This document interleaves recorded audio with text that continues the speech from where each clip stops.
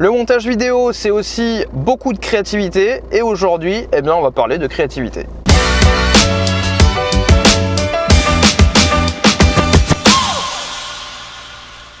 Des petits conseils en montage vidéo, c'est 3 ou 4 fois par semaine sur cette chaîne YouTube que ça se passe. N'hésite pas à t'abonner et à appuyer sur la petite cloche pour être au courant de toutes les prochaines vidéos dès qu'elles sortent. Alors aujourd'hui, j'avais envie de te parler de créativité. Pourquoi? C'est quand même une des compétences qu'on demande beaucoup à un monteur vidéo, évidemment. J'avais envie de te rassurer si tu fais partie de ces personnes qui se trouvent pas particulièrement créatives et du coup qui ont un peu ce handicap-là déjà, et puis cette frustration aussi de ne pas trouver les idées quand il faut, au bon moment, de ne pas avoir l'impression d'avancer, de ne pas avoir l'impression de créer de nouvelles choses. Ça peut miner un peu le moral, surtout quand tu vois des super vidéos sur internet ou des mecs qui font des vlogs ou des trucs comme ça, que tu as l'impression que ces mecs-là, ils n'arrêtent pas de créer de nouveaux trucs. Et des fois, tu peux te sentir un peu à l'ouest par rapport à tous ces trucs-là. Et j'avais envie juste de parler de créativité. Qu'est-ce que c'est d'abord la créativité? Qu'est-ce qu'il y a derrière ce mot?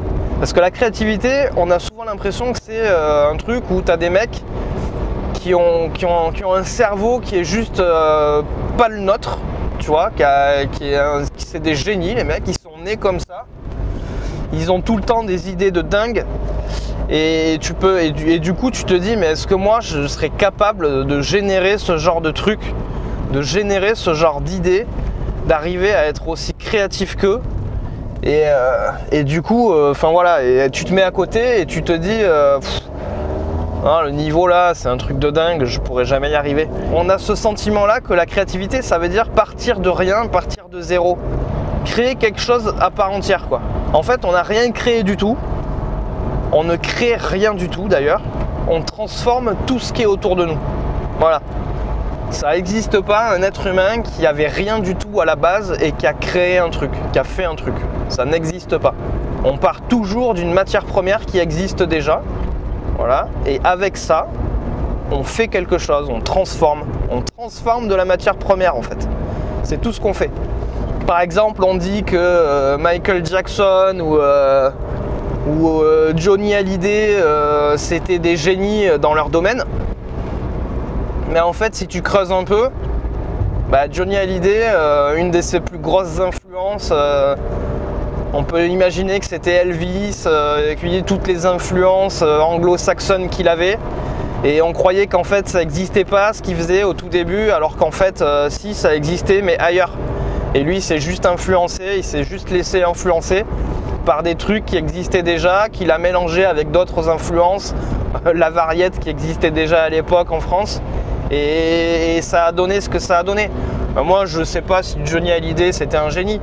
Moi, par contre, j'avoue, j'ai eu un grand kiff il y a une dizaine d'années sur un groupe d'électro qui s'appelait Justice. Alors, ils existent toujours, je pense, mais bon, on n'entend plus trop parler d'eux. Mais pour moi, c'était juste des génies, ces mecs-là, quoi. J'écoutais leurs morceaux en boucle, je devenais dingue parce que je me disais, mais qu'est-ce qui se passe dans le cerveau de ces mecs-là, quoi, pour arriver à sortir des trucs pareils? Et en fait, en réfléchissant, tu te rends compte que ces mecs-là, ils sont juste à la croisée de toutes les influences qu'ils ont eues autour d'eux. Bon, déjà, pour commencer, ils sont produits par les mecs qui ont lancé Daft Punk. Ils sont produits par... Enfin, voilà, il y a déjà tout un univers chez les producteurs de ces mecs-là. Tout un univers graphique aussi qui est génial.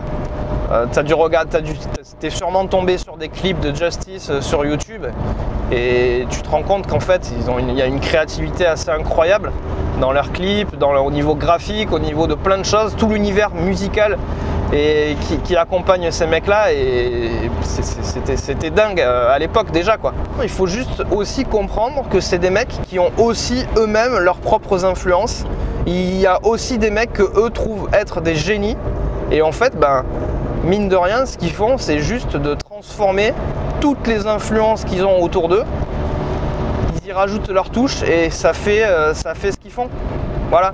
Et en vidéo, moi, ce que je te suggère, c'est de faire la même chose. C'est d'avoir des influences, de trouver des mecs où tu trouves que ces mecs-là, c'est des génies, que ce qu'ils font en vidéo, c'est de la tuerie, c'est dingue. Peut-être que tu vas croire que c'est juste infaisable. Et puis tu vas te rendre compte qu'en fait, bah, toi, tu as cette influence-là, tu en as peut-être d'autres autour. Tu n'es peut-être même pas influencé que par de la vidéo, et il y a peut-être des musiques qui t'influencent, il y a peut-être d'autres univers qui t'influencent, la peinture, enfin j'en sais rien, le graphisme. Si tu arrives à transformer tout ça et à bien le faire surtout, ben, tu vas arriver à faire un truc nouveau. En fait, il n'y a rien de nouveau, c'est juste la croisée de tout ce qui t'influence dans la vie. Tous ces génies que tu prends pour des génies, ben, en fait, leur génie, c'est de transformer de la matière première qui existe déjà, mais de la transformer de manière ingénieuse, jolie, propre, bien faite, et que tout arrive à se coordonner de manière qu'il y ait une symbiose entre tout ce qu'ils ont arrivé, toutes leurs influences à eux en fait. Donc comment toi pouvoir travailler cette créativité-là?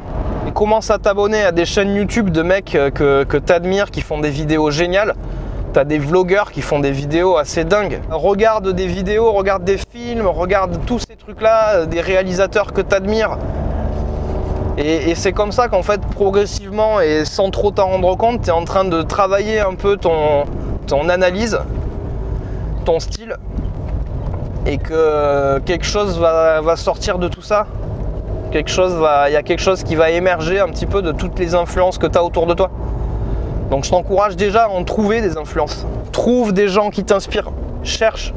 Mets tout ça dans tes favoris, tu te fais un truc monstrueux en termes de favoris, tu te mets tout de côté, dès que tu kiffes quelque chose, tu le mets de côté. Et en plus, tu vas voir que quand tu as des pannes d'inspiration, bon bah des fois, c'est un petit peu ça qui te sauve quoi. Tu regardes des vidéos que t'as vraiment aimé, et tout d'un coup, ça va te filer une idée que tu vas pouvoir mettre en place dans un autre domaine.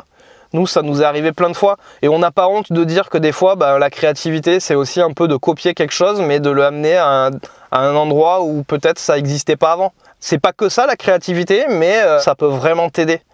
Voilà, donc c'est ce que je voulais un petit peu te partager aujourd'hui sur la créativité, qui pour moi c'est plus de la transformation que de la créativité. Pour moi, on part jamais de zéro, on part toujours d'une matière première ou d'une matière transformée même des fois. Donc cherche tes matières transformées, cherche ces trucs-là qui vont t'influencer, qui vont te donner des idées et qui vont faire émerger en toi quelque chose qui va de manière assez inconsciente va ressortir dans tes projets. Si tu as aimé cette vidéo, bah, n'hésite pas à t'abonner, petit pouce en l'air, et puis je te retrouve très bientôt pour une prochaine vidéo.